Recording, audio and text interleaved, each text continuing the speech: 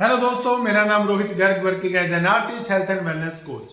तो दोस्तों, जैसे हमने पहले बात की थी कि आज की वीडियो में हम बात करेंगे कि 2026 आने से पहले हमें गोल सेटिंग क्यों करनी चाहिए।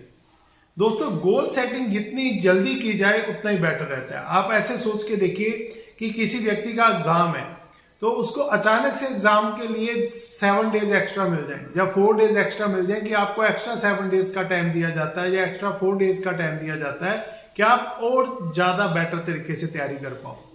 तो गोल सेटिंग दोस्तों इसलिए जरूरी है क्योंकि गोल सेट किए बिना हमारी जो एनर्जी है वो कभी भी फोकस एक्टिविटी की तरफ लगती नहीं है। हमें पता ही नहीं चलता कि हम कहाँ जा रहे हैं और क्यों जा रहे हैं। और ज्यादातर लोग क्या करते हैं कि वो 1 जनवरी की वेट करेंगे तब शुरू करेंगे। नहीं, 1 जनवरी वाले लूप में नहीं फंसना, क्योंकि दुनिया की ऐसी कोई टेक्निक नहीं है जो एक ही रात 12:01 के ऊपर आपको 100% चेंज कर दे। ऐसा हो ही नहीं सकता। हमें आज को ये मान के चलना है कि टुडे इज द डे। मैंने अगले साल जो अचीव करना है, मान लीजिए आप वेट कम करना चाहते हैं, या फाइनेंशियल आपका कोई गोल है, या कोई ऐसी चीज अचीवमेंट करना चाहते हैं जो 2025 में आप नहीं कर पाए, तो उसके लिए आपके पास ये जो 4 डेज हैं, अभी जो 4 दिन बचे हैं न्यू ईयर आने में, वो आपको एक्स्ट्रा मिले हैं। यानी कि आप ये सोच के चलिए कि अगर हम 10 घंटे एवरेज भी लगाएं, है ना, तो हमारे पास 40 आवर्स एक्स्ट्रा ऐसे हैं जिसमें हमें 100% अपनी गोल सेटिंग के ऊपर हमें विचार करना है।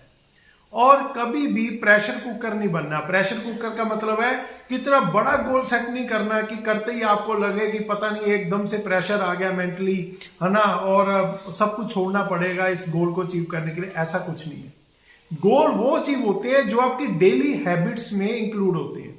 आप सोच के देखिएगा, अगर कोई व्यक्ति चाहता है कि मैंने मैराथन दौड़नी है, तो मान लीजिए वो 20 किलोमीटर दौड़ना चाहता है, अभी उसकी कोई प्लानिंग नहीं है, तो वो डेली अगर 200 मीटर 300 मीटर की वॉक करता है और डेली 10 से 15% अपनी वॉक डिस्टेंस को बढ़ाता है, तो धीरे धीरे क्या होगा कि वो अपनी डेस्टिनी के ऊपर पहुंच जाएगा। उसका जो स्टेमिना है वो उस अकॉर्डिंगली बन जाएगा।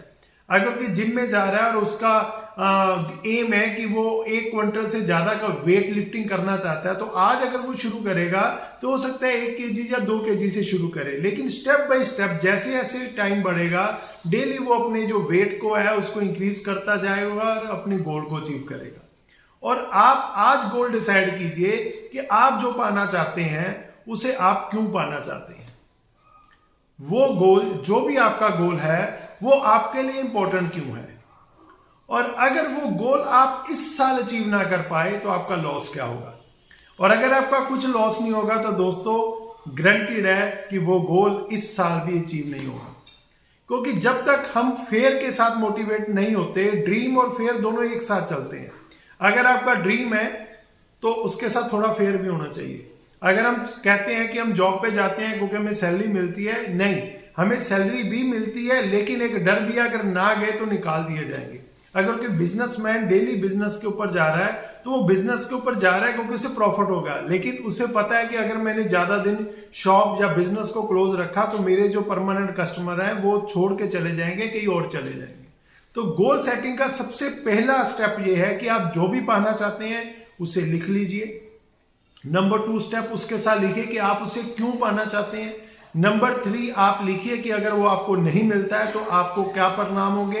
और नंबर 3 आप लिखिए कि अगर उस चीज को पाने के लिए आपको कीमत चुकानी पड़े तो आप कौन सी कीमत चुकाने के लिए तैयार है। क्योंकि विदाउट प्राइस कभी भी कोई भी चीज हमें नहीं मिलती, ये नेचर का लॉ है। तो इसका आगे हम टॉपिक पे बात करेंगे। तो मिलते हैं हम नेक्स्ट वीडियो में। Thank you very much.